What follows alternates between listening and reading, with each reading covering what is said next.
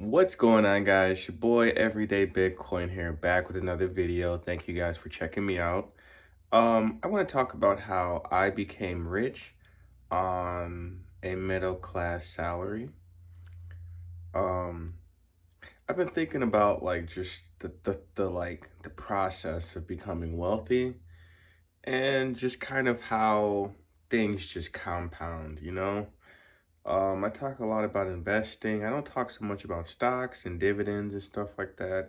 I can get into that, but personally, I believe, well, I believe though, excuse me, um, the stock market and buying dividends is kind of like a rich person's thing, right? It's for people that have money already, right? Not that you can't invest into it, because when I first started, I was investing in Tesla and I did pretty well. But in my eyes, I wouldn't really focus on dividends until I'm already like way richer than I am now. Um, but my point being is I realized I became wealthy, or I guess rich in this instance, because I had a surplus. That was all it was. You think about what makes somebody poor and what makes somebody wealthy, right? In simplest terms, we can take my situation, for example. At least that way you guys will kind of understand what I'm doing, what I'm planning on, and just kind of how life is right now. So, like I said, I did quit my job recently.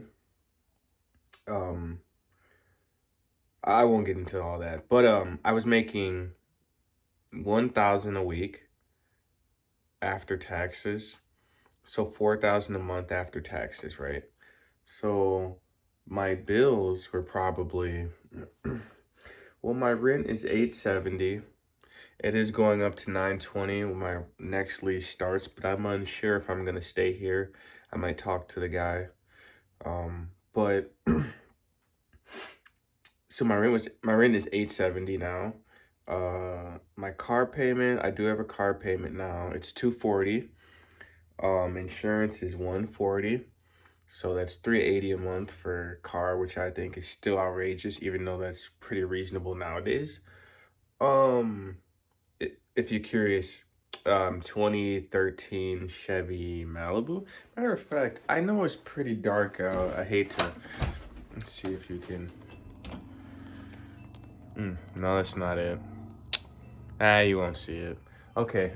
Yeah, but that's what I have.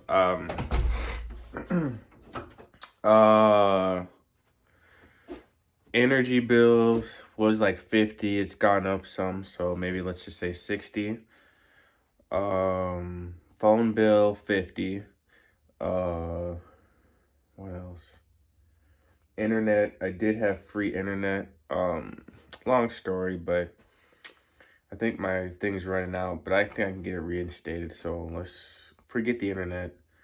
Um, what else do I pay for? That's about it. Um, I also do have to make debt payments now, but I've stopped using my credit cards altogether. So my debt has been going down slowly because I've been buying crypto. So I didn't really want to pay off my debt too quickly, because like I just feel like the prices were too good for me not to buy. So it's like I'm willing to have debt now, um, because I know what I'll get in the future. I'm not, I'm not, I'm not proud of it or anything, but like I gotta pay it off. I'm just gonna pay it off as slowly as possible currently, um, until like things jump off, and then I'll pay it off with my crypto. Um, but yeah, basically I don't have too many bills, is what I'm saying. I mean, I think that's pretty stretched. Um, so 4,000 a month minus, let's say 2,000. So I had a surplus about 2,000 a month, I would say, of just free money. And that's where I used to buy my Porsche. That's when I was broke. And I would dump all my money in there when I should have just been buying Bitcoin or stocks at that point. At least I ended up wasting probably $10,000. But you know, it is what it is. I did end up selling the car back for like $2,100, so pretty trash. But my point being, I realized that I had a surplus of money, right? But that's not the only thing you got to do, right? So you have a surplus of money. What most people do is they just adjust and they just start spending more. Start going to Culver's, start buying better stuff. And to some degree, I did. Like I said, I bought some stuff here and there, but I got to the point where I didn't want to consume anymore. It's like, I don't want to go out and get more fast food. It gives me heartburn. I'm not really a big drinker. I don't buy cigarettes. But it's just like there wasn't too much for me to buy after a certain while. So that surplus didn't get spent. But I think for the average person, any surplus they get, they just spend it. And I guess either either they have so little surplus that they spend what they have and then they never have anything um like at the end of your bills. That's also another problem. If at the end of the bills, you only have $100 left, that is a serious problem because that means you're not managing money correctly. And that's also a way you're going to keep money. But the point is, it's figuring out how to get your debt, or not your debt, your bills need to be lower than what you're making. And that's not that crazy, um, because I mean, it's crazy nowadays because they push you into other stuff to get you to, follow this hamster wheel. But my point being is if you can spend less than you make, you're essentially rich. But, well, no, you're not rich at that point, right? You're just like, you're doing good. And if your bills are lower than what, and you have everything managed correctly, I'm not talking about even all these, oh, my car, needs a new tire, and I didn't, you need to have that planned into the budget, right? And if you can do that, you can create a system where you just have extra money at the end of the month.